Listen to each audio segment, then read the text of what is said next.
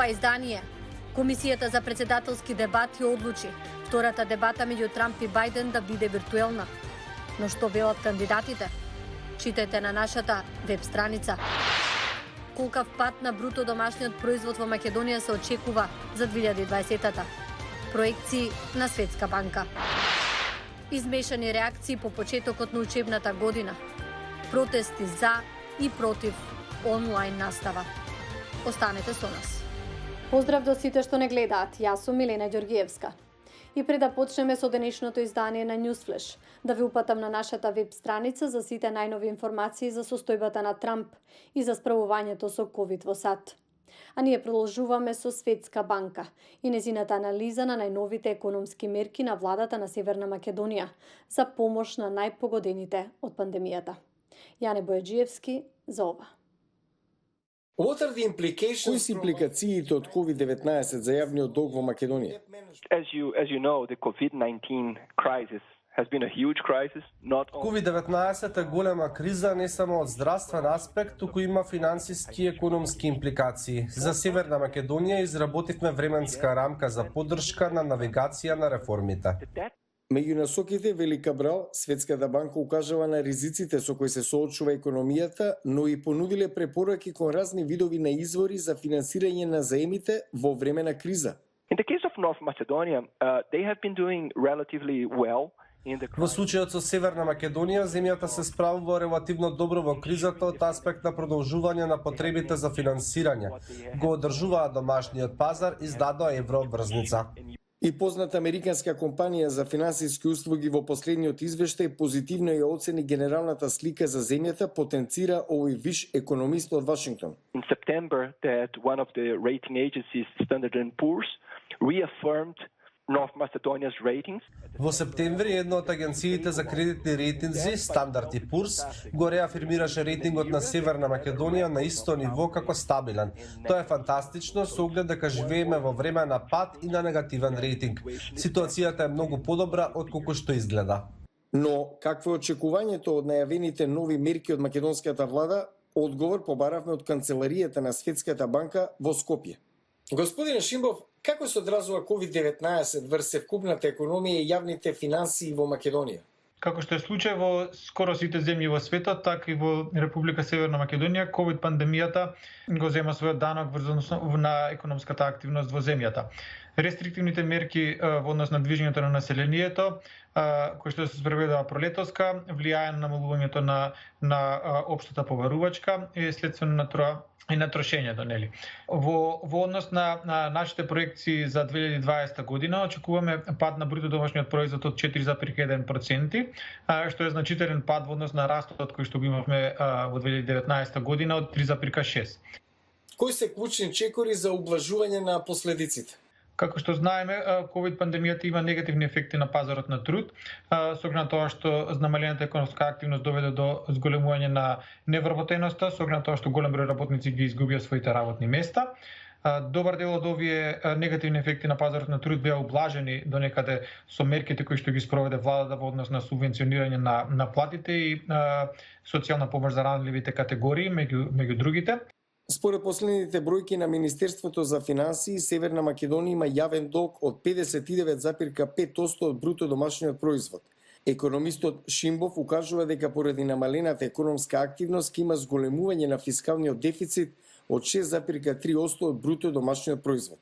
Подсетува, треба да се прави баланс меѓу ефектот од пандемијата во однос на јавното здравје и влијанието врз економската активност.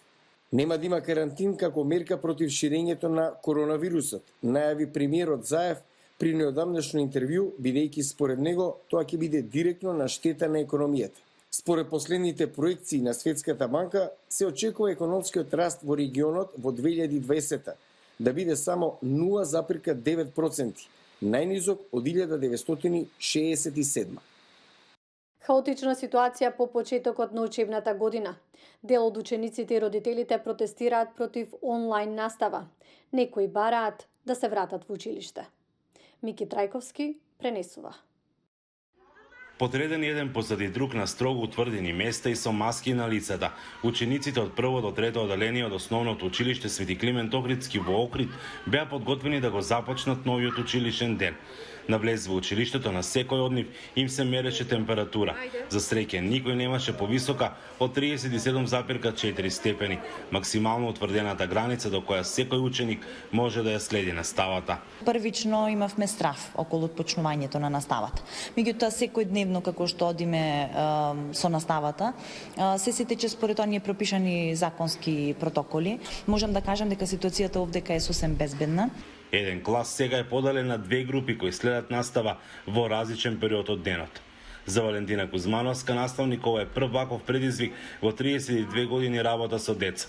Вели дека е тешко да се одржува настава, речиси 3 часа под маски. Дечињата за чудо многу го прифатија нештото, значи тие веќе неколку месеци живеат со тоа, значи максимално се дисциплинирани, но пак представува и нас потешкотија. Иако часовите се скратени на 30 минути, значи бара максимално вложување на наставникот, затоа што со самото влегување во училница ние сме постојано со дечињата. На некои места пак учениците и родителите ја бойкотираат онлайн наставата, брајки настава со физичко присуство. Во Струга и во други градови се одржаа и протести на средношколците, бараат да се вратат во училишните клупи, се до тогаш велат ке бойкотираат. Немој секој родител да му купат, имат на пример некој тројца, двајца деца, немој да купите 20-тројца компјутери. Ние не се слагаме дека се работи на онлайн настава. Туку нашата школа ги исполнува сите услови за физичко присуство. Бараме да седиме во училиште клупи, бараме да се дружиме со врсниците и не се плашаме да кажеме стоп на она што не го сакаме. Ние бойкотираме. Во најголем дел од поголемите училишта настава со физичко присуство се одива само до трето оделение. Останатите истото ја следат онлайн. Некаде се жалат дека не располагаат со соодветни услови за тоа. Во моето училиште јас немам интернет, ни еден гиг интернет немам. Бидејќи немаме интернет и наставниците не се криви. Не може да одржат овој настава. Бидејќи нема ни интернет. И со за жал, што не треба да го кажам и ова, имам голем број на наставници што немаат лаптопи. Властите ги повикуваат сите ученици да се приклучат на образовниот процес и да ги почитуваат мерките и одлуките на владата. Од Охрид за Гласот на Америка, Мики Трајковски. А среде пандемија, во Јужна Африка зголемен бројот на барања за пластични операции. Извештајот е на Анита Павол од Јоханесбург, а го чита Лилица Китановска. Јужноафриканската докторка Саадија Лахер деновиве има многу работа додека светот се справува со коронавирусот. Но таа не е специјалист за инфективни болести, таа е пластичен хирург. И додека многу луѓе се обидуваат да избегнат одење во болница во ова време, ординацијата на Лахер е преполна со оние кои сакаат козметички корекции. Наплив од луѓе. Мислам главно затоа што се дома и се свесни дека тука сме само одредено време и дека сакате да го имате најдоброто додека сте на овој свет. Ако тоа значи да се чувствувате подобро за самите себе си, зошто да не? Во незината болница во Јоханесбург, оние што сакаат некаква процедура, прво се тестирани за COVID и се чуваат во одвоени одделенија од болните пациенти. Алишија Деланг вели дека добро размислила пред да дојде за зголемување на градите за време на пандемијата. Незината процедура била направена на клиника за фертилитет, зашто незиниот лекар решил дека така е најдобро за да се избегнат преполните болници. Сакав тоа да го направам многу долго време. Кога дојде времето, решив тоа да го направам без оглед на времето во кое живееме.